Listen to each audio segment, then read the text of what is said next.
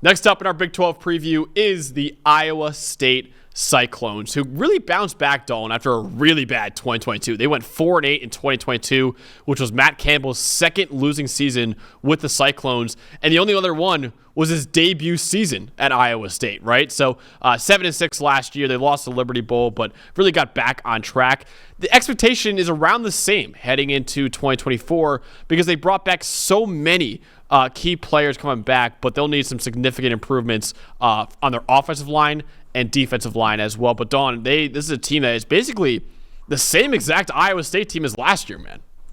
Yeah, it is, and that's the biggest thing. You know, it's rare in today's culture of college football with the portal and NIL and everything the way it goes now is Matt Campbell being able to build a culture and a long-term culture and keeping continuity in there. And it shows up on the field, too. You look at 13 of their 14 most valuable players are returning. Both sides of the ball have really good players coming back. Obviously, Rocco Becht at quarterback, Jayden Higgins, Caleb Bacon at linebacker, Miles Purchase at corner. You got just a bunch of really good players who all certainly – look, the door is wide open for anybody to leave. And yet with the culture that Matt Campbell has built over the last few years, they just continue to stay and they continue to build and they play really hard. And it's just, it's a contrast to the rest of the college football landscape to see that, oh, there's a bunch of guys going to one school and staying there and trying to build something. So it's actually now something that's become unique to Matt Campbell and the Cyclones, but they have a lot of talent coming back to this team from last year. Yeah, a lot of talent coming back from what was a pretty good team, right, last year as well.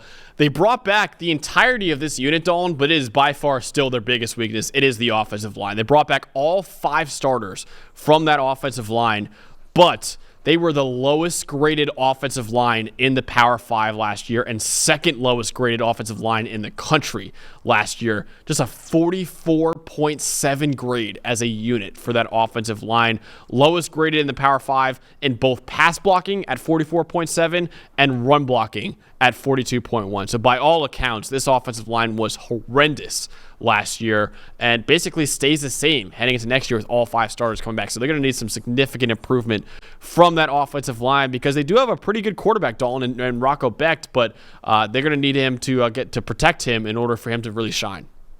Absolutely. And look, I've got to give Becht a ton of credit between going through a midseason lull. His season kind of sandwiched itself. It's in like the first 4 games, he was really good. Then he hit a low in the middle. And then his last 4 games, he was one of the best quarterbacks in the country. And the adjustment he made as a freshman, I mean, he just, with that offensive line that you just mentioned, but he had the 11th fastest time to throw in the country. And he's just really good, quick rhythm, getting the ball out to the perimeter, getting it where it needs to be. Kind of like the same way I talked about Noah Fafita for Arizona, what he did early in the season when he first came off the bench.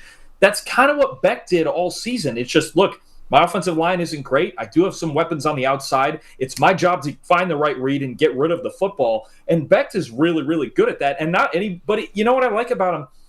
He was quick, but he was never rushed, right? Like he always has, he had a different poise about him than most other freshman quarterbacks have, right? And he was still one of the 20 most accurate quarterbacks in the country. So you're talking about a guy, if he does get protected and they can add just a little more of a downfield element to their game, because, you know, he made 14 big-time throws last year, more than half of those against non-Power 5 teams. There needs to be a little more added to this offense vertically. I think Becht is fully capable of doing so, right? Because you don't always just want to be the team that's throwing 6-yard outs, but they do need the pass protection. And if they give it to him, this is a guy who's going to move up the ranks, the college ranks. You know, say if we're doing a ranking of all the college quarterbacks right now, he's going to shoot up this list because what he's shown you so far, especially with his poise and mentally, he can handle adverse situations. Now, if you give him a better one, he could be really, really good.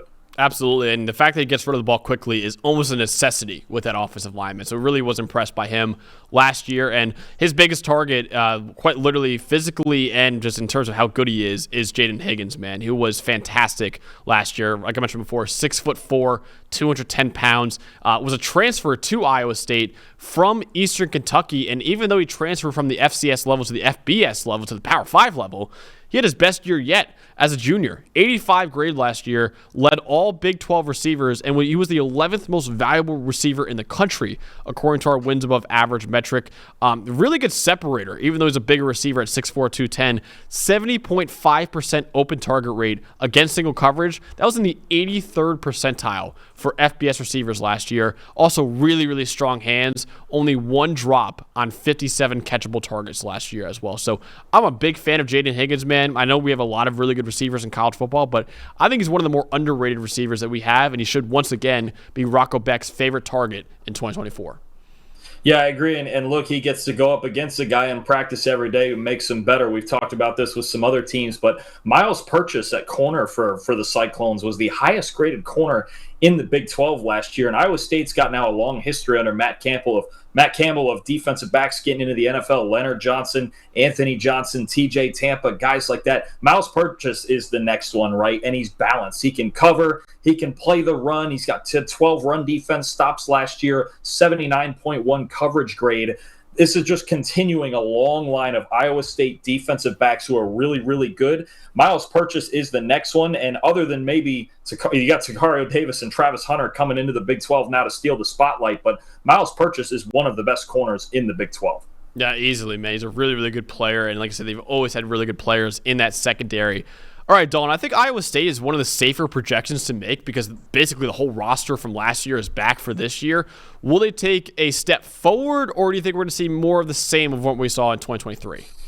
I think there's a step forward to be had here. I think somewhere more in the band of 7 to 9 wins is realistic. You mentioned it. This offensive line is the big key. I want to see what they look like if they can significantly better protect Rocco Becht. And he's a young kid, and maybe it's not Iowa State's time to win the conference yet. You never know. I would put him in kind of that second band of teams as like an underdog that it's possible, right? It's certainly not impossible. And they have such a great culture there, and they always play good defense, and the game plan so well. So I think there's a lot of potential here for Iowa State. I do think it's probably capped at like 9 wins. They probably need one more year with just a pretty young team that they have. But look, they're really good. And any Matt Campbell team, even in a subpar year like last year, where they still had a 7-5 and then lost their bowl game, they're going to compete every single week. This is a tough out every single week, and they're going to be really good. And I do think they're on the outer band of Big 12 contention, though.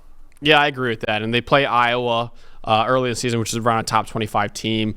They have West Virginia on their schedule. They have UCF on their schedule, Kansas on their schedule, Utah on their schedule, Kansas State in their schedule. So, yeah, it's going to be tough for me to say more than like an 8-4 type year for Iowa State, but I do think they could take a step forward in 2024. The offensive line has to get better. But otherwise, man, they have a lot of things to get excited about on that team because there's so many guys coming back to school. And usually in college football, guys get better continuously, right? That's the big thing you see. And the fact that Iowa State brings back so much experience, usually it means a step forward is in store for the Cyclones. But that's what we got for our preview of the Iowa State Cyclones.